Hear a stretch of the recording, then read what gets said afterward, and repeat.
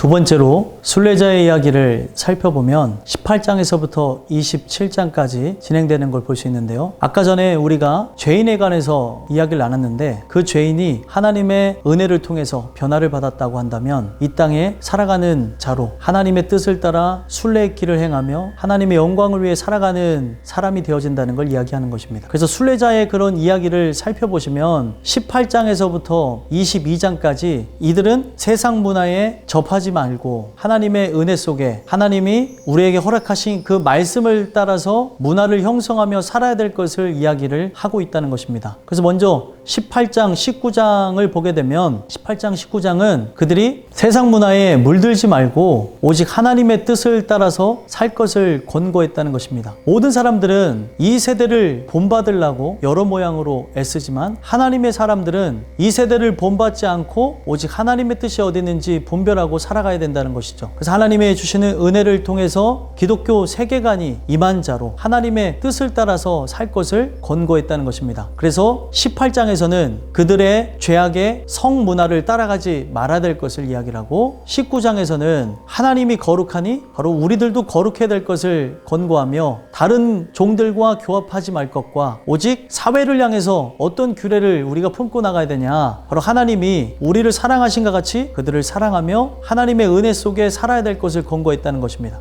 그래서 가장 중요한 게 18장, 19장에 바로 예호바라는 단어를 우리가 꼭 기억해야 되는데, 이 예호바라는 이 단어는 자존자라는 그런 뜻을 갖고 있습니다. 이 자존자라고 하는 이 뜻은 히브리어 하야라는 단어에서 왔는데, 하야라고 하는 단어는 존재하다, 그리고 발생하다, 그리고 있다라는 그런 뜻입니다. 그가 살아계심을 무엇으로 말씀해주고 계십니까? 말씀하시고 그 말씀하신 것을 이루시는 그 성취의 역사를 통해서 자기를 사람들에게 증거하신다는 것입니다. 그래서 하나님이 우리의 삶의 진정 구원자가 되셨다고 한다면, 그의 존재를 또 그가 살아계심을 믿고 의지한다면 세상이 의지하고 나아가는 세상의 루트를 따라가지 말라는 것입니다. 오직 하나님의 말씀과 함께 거룩을 유지하고 살 것을 권고하고 있고요. 이어서 20장에 보게 되어지면 20장에 하나님의 뜻을 거스리며 나간 그런 죄악을 따라서 나갔던 그런 많은 사람들 중에 특히 무당들에 관한 이야기를 하는데, 그 무당들이 하나님의 뜻을 직접적으로 거역한 자로 죽는 이야기를 하고 있습니다. 그래서 20장에서 우리가 중점적으로 봐야 되는 것은 무트라고 하는 단어인데, 이 무트는 죽다라고 하는 뜻을 갖고 있습니다. 오늘 우리의 인생 속에 하나님이 정해놓은 율법을 파기하며 나간다, 바로 그런 자들에게는 죽음밖에 없다는 걸 얘기하는 거예요. 진정으로 순례자라고 한다면 하나님의 거룩하심을 입고 의지하며 나가야 된다는 것을 그 이야기를 통해 우리에게 넌지시 말씀하고 계시고 있다는 겁니다. 또 이어서 보시면 21장과 22장을 보게 되어지면 제사장에 관한 이야기를 하고 있는데, 그 제사장의 이야기를 통해 오늘 우리에게 무엇을 말씀해 주고 계시냐, 바로 제사장이 누가 되어질 수 있는가? 제사장은 구별되어진 자로 하나님의 뜻을 따라서 나아가는 자로 그들을 선별하는 조건에 대해서 이야기를 하고 있다는 겁니다. 그래서 21장에 보게 되어지면 21장에 할랄이라는 단어가 나와요. 그 할랄이라는 단어가 뭐냐면 모독하다, 그리고 꿰툴다, 그리고 어지럽게 하다, 뭐 이런 단어인데, 그 할랄이라고 하는 이 단어를 통해 하나님의 그 언약을 모독하지 말라는 거죠. 오직 하나님의 명령하신 뜻을 따라서만 나가야 되는 거고, 우리의 생각이나 우리의 부패함이나 또 우리가 변질되어진 것을 함께 할 수 없다는 걸 얘기하는 겁니다.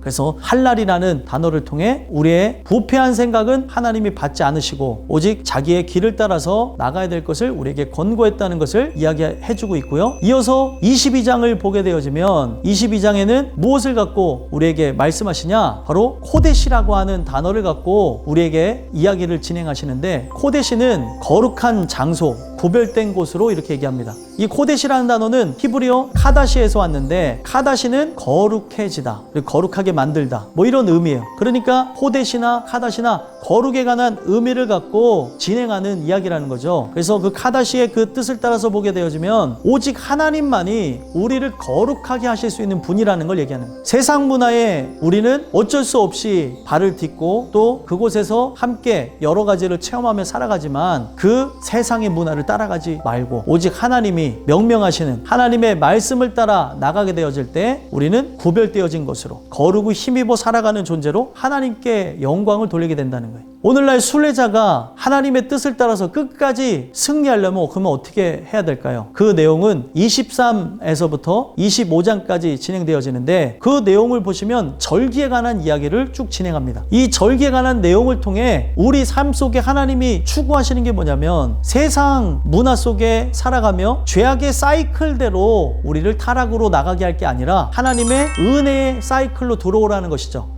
그래서 23장에 보게 되어지면 절기에 관한 이야기를 하시는데 우리가 잘 아는 이스라엘의 7대 절기에 관해서 얘기합니다. 그 절기에 관한 요 단어가 모에드라는 단어예요. 절기 그리고 모임 이런 뜻을 갖고 있습니다. 그리고 한 해의 어떤 정한 때 이런 의미를 갖고 있어요. 요 모에드라는 단어가 야하드라는 단어에서 왔어요. 이 야하드의 뜻이 무엇이냐면 약혼하다 그리고 만나다라는 의미를 갖고 있습니다. 오늘 우리가 주님 주시는 은혜를 따라서 혼인잔치에 들어갈 하나님의 은혜를 통해 신부가 신부로서 예정되어진 자라고 한다면 오늘 그의 혼인잔치에 들어가기 위해서 하나님의 그 은혜를 따라서 약혼자로서 살아가야 될 것을 얘기하는 거예요. 오늘 우리가 다시 오실 주님을 기다리며 영원한 천국에 들어가며 그 영원한 천국에서 하나님의 그 영광 아래 혼인을 맞이할 은혜 아래 신부가 되어진 자라고 한다고 한다면 성경 속에서 이야기하는 게 뭐예요? 거룩한 사이클 안에 들어가야 된다는 거예요. 그게 바로 절기입니다. 오늘날로 얘기하면 뭐예요? 공적인 그 예배를 통해 삶의 중심이 하나님을 향해야 된다는 걸 얘기하는 거예요.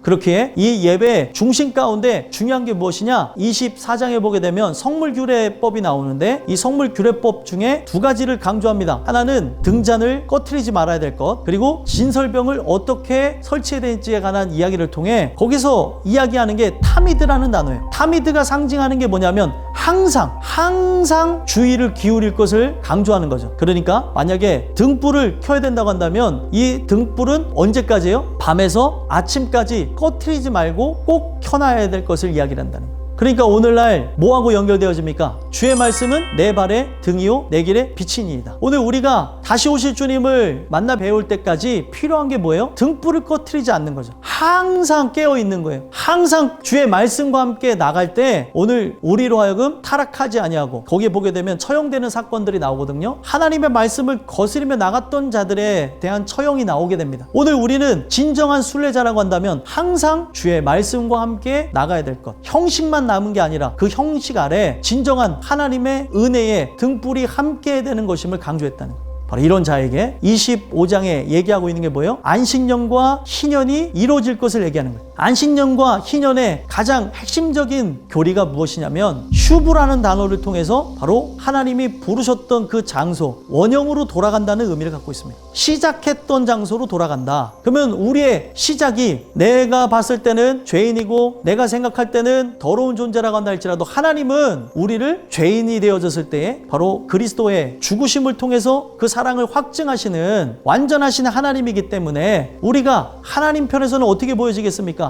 죄인의 모습으로 보여지는 것이 아니라 하나님의 자녀로 그 나라에 함께 통치할 자로 보여지는 거죠. 그렇기 때문에 우리는 본래의 모습으로 돌아가는 거예요. 하나님의 형상으로 돌아가는 거예요. 그래서 성경은 이걸 어디로 간다고 합니까? 본향으로 돌아간다는 거예요. 슈브라는 단어를 통해 우리가 저 영원한 천국으로 돌아가게 될 순례자임을 확증해주고 있다는 거예요. 모든 존재가 다시 회복되어 돌아가는 희년의 이야기를 통해 오늘 우리가 복음을 실제로 경험한 존재라고 한다면 그 십자가 사건과 함께 저 영원한 천국을 향해 나가게 되는 존재가 되게 하신다는 겁니다. 오늘 우리에게 진정 이 절기가 하나의 율법이 아니고 실제 살아있는 역사로 나타나는 사람이라고 한다면 마지막으로 나타나는 게 뭐예요? 26, 27장에 나와져 있는 걸 통해 그들의 삶 속에는 여호와를 위하여 하나님의 영광을 위하여 헌신이라고 하는 삶이 나오게 된다. 그래서 26장에 보게 되면 순종하면 상을 받고 불순종함을 하게 되면 벌을 받는 이야기가 나와요. 어떤 사람이 순종을 향해서 어떤 사람이 저 영원한 천국을 향해서 나가겠습니까? 거기에 중요한 단어가 나오는데 얄라크라는 단어가 있습니다. 그 얄라크라고 하는 단어가 상징하는 게 뭐예요? 걸어가는 거예요. 본향을 향해서 한 걸음 한 걸음 나아가는 것을 바로 얄라크라는 단어를 통해서 이야기를 하고 있다는 겁니다. 그래서 오늘 우리는 분명 연약하고 부족하지만 바로 하나님이 만들어 놓은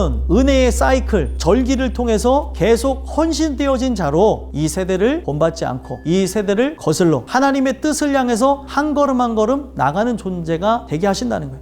오늘 우리에게 이런 은혜가 나타났으면 좋겠고요. 마지막 27장에서 얘기하고 있는 게 무엇입니까? 27장에 보게 되어지면 서원과 11조에 관한 이야기를 하게 되어지는데, 오늘 우리가 바로 예수 그리스도의 죽으심으로 그의 피값으로 살게 되어진 존재라고 한다면, 오늘 우리 인생을 하나님 앞에 드리는 존재가 되어진다는 거죠. 그래서 그 드리는 존재가 되어진다, 그 의미가 히브리어 에레크입니다. 이 에레크라고 하는 단어는 값이라는 뜻을 갖고 있어요. 오늘 우리가 하나님 주시는 은혜에 의해서 그 피값으로 산 존재가 되어졌다고 한다면, 이 에레크라고 하는 단어는 아라크라는 단어에서 왔거든요. 아라크라는 이 단어의 뜻이 은혜가 되어지는 게 한 줄로 세우다 그런 뜻을 갖고 있어요. 오늘 우리가 그 피값으로 구원을 받은 존재라고 한다면, 나중에 영원한 천국에 한 줄로 세워지는 존재와 같이 그 하나님의 은혜를 따라서 나갈 수밖에 없다는 거예요. 하나님 앞에 바쳐진 존재로 나의 삶을 그분께 드린다는 거죠. 그래서 이 서원에 관한 요 단어도 보게 되면, 이 약속하다, 서원하다 라고 하는 단어가 나다르라는 단어에서 왔거든요. 나다르라는 이 단어는 결국에 십자가 사건을 실제로 경험한 존재라고 한다면, 하나님 앞에 나의 전부를 드려야 되지만 전부를 드리는 대신에 10의 1조를 드리는 걸 통해 내가 하나님의 은혜를 통해 구원을 받은 존재, 그가 우리를 위해 준비하심으로 그 아들 예수로 인해 구원 받았음을 감사하며 드리게 되는 게 11조의 바로 기본 원리라는 겁니다. 그래서 이 내용을 통해 우리가 함께 살펴봐야 되는 것, 오늘 우리 인생이 진정 하나님 앞에 하나님의 역사하심을 통해 구속함을 받은 존재라고 한다면, 십자가 사건이 실제가 되어진 존재라고 한다면, 순례자로서 천국을 향해 나아가고 그 천국을 바라다보며 오늘 이 땅 가운데 오직 여호와를 위하여, 하나님의 영광을 위하여 서원되어진 존재로, 구별되어진 존재로 우리 자신을 바치는 목적을 갖고 살아가게 된다는 거예요. 그러니까 나중에 사도 바울이 고린도 교회를 향하여서 먹든지 마시든지 무엇을 하든지 하나님의 영광을 위하여서 하라라고 하는 이 말은 그냥 나온 말이 아닌, 항상 율법을 연구하고 하나님 말씀에 사로잡혔던 사도 바울에 의해서 다시금 그들에게 전달된 이야기라는 거예요. 오늘 이 레위기를 통해 하나님의 진정한 속성을 우리가 마주하고, 그 하나님이 오늘 우리에게 은혜를 통해서 마련해 주신 바로 은혜의 사이클 안에 들어간 존재라고 한다면, 하나님의 영광을 위해서 살아가는 존재가 되셨으면 좋겠고요. 이것이 바로 실제되어진 자로 영광 돌리는 우리 모두가 되길 간절히 소망합니다.